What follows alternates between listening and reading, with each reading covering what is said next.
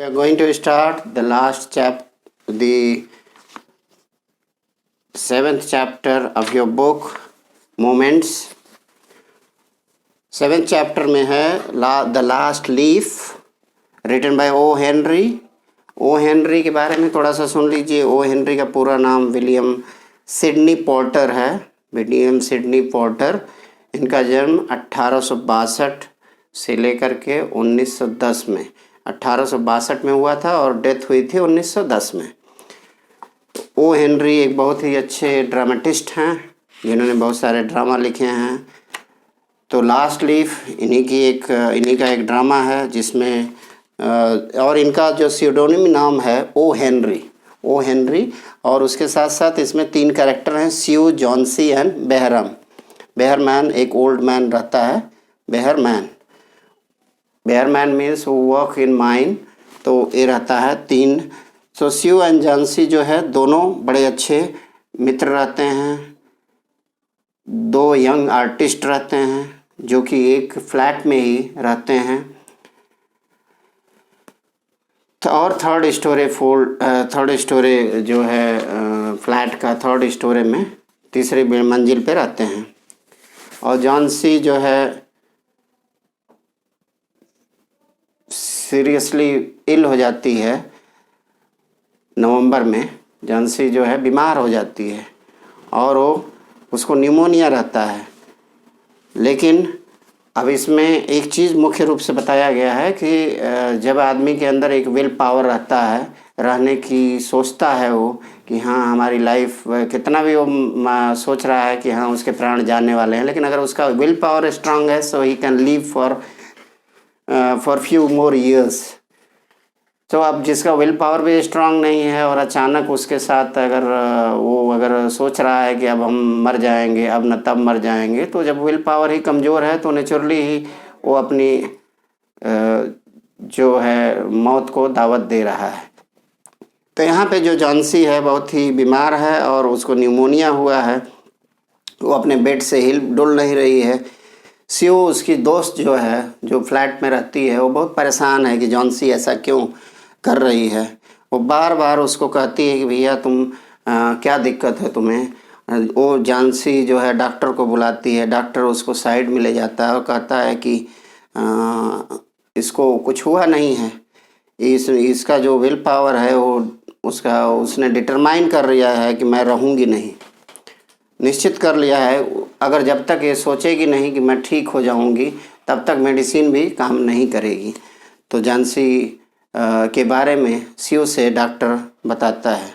स्यू अब ट्राई करती है तरह तरह से कि जॉन्सी को ठीक कर दिया जाए और उसको तरह तरह से सोचती है कि वो भूल जाए कि हमें न्यूमोनिया हुआ है, हम बीमार हैं। वो उसको फैशन का क्लोथ दिखाती है, कई सारी ऐसी चीज़ें दिखाती है जिससे जॉन्सी उठ जाए और खुश हो जाए। लेकिन जॉन्सी जो है उसको कई नई पेंटिंग दिखाती है, क्लोथ्स दिखाती है, फैशनेबल आइटम्स दिखाती है कि वो अपने रोग को भूल जाए। लेकिन जॉन्सी जो है वो भूलने के लिए तैयार नहीं है। स्यू देखती है कि जॉन्सी जो है कहीं न कहीं विस्पर कर रही है, कुछ फुसफुसा रही है। और उसके बाद उसने सुनती है तो वो कहती है कि विंडो के बाहर वो देखती रहती है, बेड पर सोई रहती है, विंडो के बाहर देखती रहती है। कहती है कि जब ये लास्ट बाहर एक पेड़ रहता है और वो देखती है कि उस पेड़ की जो लास्ट पत्ती है जिस दिन गिर जाएगी उस दिन वो मर जाएगी। ये सोच करके वो रोज़ काउंट करती है और उल्टा काउंट करती रहती है। 10, 9, 8, 7, 6 इस तरह से वो काउंट करती रहती है। और इस तरह से जो है स्यू बिल्कुल घबराई रहती है कि भाई इसके साथ क्या किया जाए।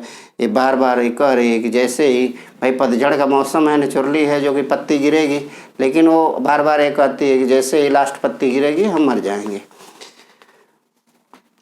स्यू पूछती है कि अरे भाई क्यों, ये तुम उल्टा क्यों काउंट कर रही हो। तो बताती है कि वही लास्ट जब पत्ती गिरेगी तब मैं मर जाऊंगी, यही मैं इंतज़ार कर रही हूँ कि लास्ट पत्ती कब गिरे और कब मेरा प्राण चला जाए। तो इस तरह से अभी वो स्यू कहती है कि ये क्या नॉनसेंस बकवास बातें करती हो, ऐसा कुछ नहीं, तुम बहुत जल्दी ठीक हो जाओगी, डॉक्टर ने कहा है।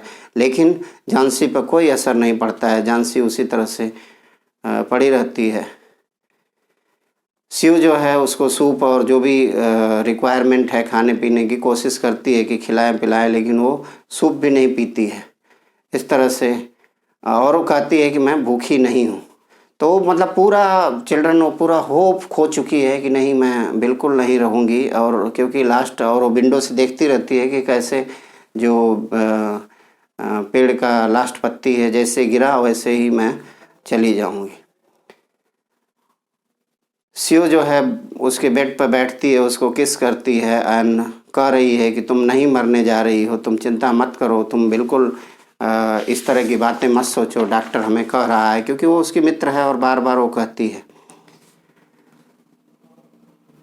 और कहती है कि भाई सो जाओ, तुम आराम से सो जाओ, कोई घबराने की बात नहीं। और ये प्रॉब्लम जो है जाती है। शिव जो है अपनी एक ओल्ड माइनर रहता है, बेहरमैन। बेहरमैन यहाँ पे लिखा हुआ है, जो माइन में काम करता है, वो भी एक ओल्ड मैन रहता है। वो पेंटर का काम भी करता है, उसे पेंटिंग बहुत पसंद है। तो जैसे ही बताती है कि झांसी इस तरह सोच रही है कि भाई अब जैसे लास्ट लीफ गिरेगी और वो मर जाएगी, तो कहता है क्या स्टूपिड वो बात करती है, चलो मैं बात करता हूँ उससे, मैं देखूँगा। बेयरमैन उसके पास जाता है, वो लेटी रहती है। बेयरमैन देखता है और वो कुछ नहीं बोलता है और चला जाता है। देखिए यहाँ पे बेयरमैन का काम बहुत ही इम्पॉर्टेंट है। बेयरमैन क्या करता है, जाता है और रात भर उस क्रीपर पे जहाँ लीफ लगी रहती है, क्रीपर मतलब जो ऐसी, तो वहाँ पे वो जाता है और रात को लैडर ले करके, सीढ़ी ले करके वहाँ पर वो क्या करता है, बहुत ही ब्यूटीफुल पेंटिंग बनाता है लास्ट लीफ की। क्रीपर बनाता है और उसी पे वो पेंटिंग ऐसे फिक्स कर देता है कि वो जैसे लगता है कि रियल पेंटिंग उसने किया है। और इस तरह से जो है जब अगले दिन फिर जो जॉन्सी उठती है तो वो देखती है कि अरे लास्ट लीफ तो गिरी नहीं। लेकिन देखिए कि वो रात भर बेचारा जो बेहरमैन है पेंटिंग करता है और अलाइव पेंटिंग करता है, जीवंत पेंटिंग करता है। और उसके बाद अगले दिन जब देखा जाता है, पता लगता है कि भाई झांसी तो रिकवर कर रही है, क्योंकि भाई उसने देखा कि लास्ट लीफ तो गिरी नहीं, जो कि आप जानते हैं कि एक्चुअल लीफ तो गिर चुकी है। लेकिन वो जो पेंटिंग वाली लीफ है वो तो कभी गिरी नहीं, एकदम अलाइव दिखती है। तो वो सोचती है झांसी कि भाई लास्ट लीफ तो गिरी नहीं, मतलब मैं रहूँगी, जिंदा रहूँगी, कोई ऐसी बात नहीं है। और वो धीरे धीरे रिकवर करने लगती है झांसी। तभी शिव खबर लेके आती है कि भाई जो ओल्ड मैन था नीचे वो वो मर गया, क्योंकि उसको कोल्ड हो गई थी ज़्यादा। और यहीं पे जो है स्टोरी एंड हो जाती है। तो चिल्ड्रन यहाँ पे हम यहाँ पे जो लेखक जो है कहना चाहते हैं वो हेनरी, कि भाई हमें अपना लास्ट होप कभी भी नहीं छोड़ना चाहिए। जब हमारे अंदर विल पावर है तो कोई भी कार्य हम दृढ़ता से कर सकते हैं, उसमें कोई संदेह, किसी प्रकार का संदेह नहीं होना चाहिए। इवन जिसके अंदर, जिसके आत्मा में या आत्मा में जो विल पावर अगर स्ट्रांग है तो वो डेड बिस्तर पे भी सोया हुआ है, मरने वाला है, तो भी वो अपने मृत्यु को पीछे छोड़ करके जीता जागता वापस चला आता है। तो इसमें यही लेखक कहना चाहते हैं। वेरी ब्यूटीफुल स्टोरी है। Thank you. यहीं पे ख़त्म हो गई।